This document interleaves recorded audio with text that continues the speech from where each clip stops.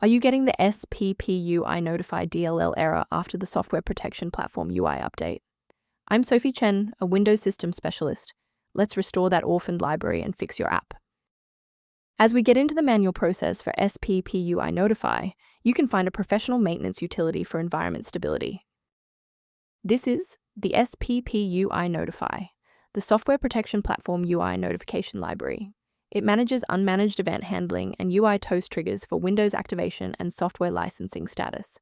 It facilitates the communication between the background licensing kernel and the user shell to display activation warnings and renewal manifests. Now that you're up to speed on the file's role, let's begin the repair process. Because Sppuinotify.dll is a verified system file, we need to run an integrity check, open command prompt with administrative rights, and execute the sfc/scan now command to refresh your core Windows library automatically. When a fresh installer fails to clear the error, it typically points toward a deeper conflict within the Windows execution layer. If your system has been running for an extended period, a reboot might be necessary to resync your background processes and clear any temporary locks on the Sppuinotify file. To avoid losing your place during the restart, bookmark this page now, or hit the like button to save this video to your library for easy access later. Still seeing the error? Let's move to the next actionable step in our guide.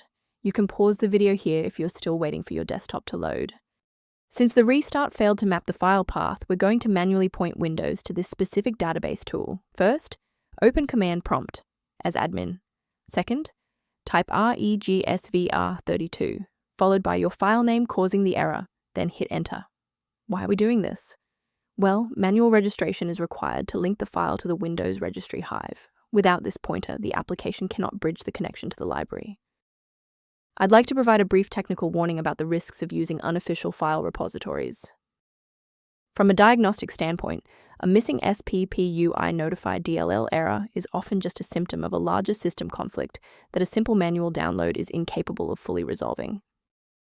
For a comprehensive approach to system health, I recommend incorporating a verified maintenance protocol into your routine. For users seeking more stable application launches, the diagnostic tool below outlines Sppuinotify optimization concepts. If this diagnostic guide saved you time launching Sppuinotify today, please show your support by liking the video and subscribing for more expert-level troubleshooting.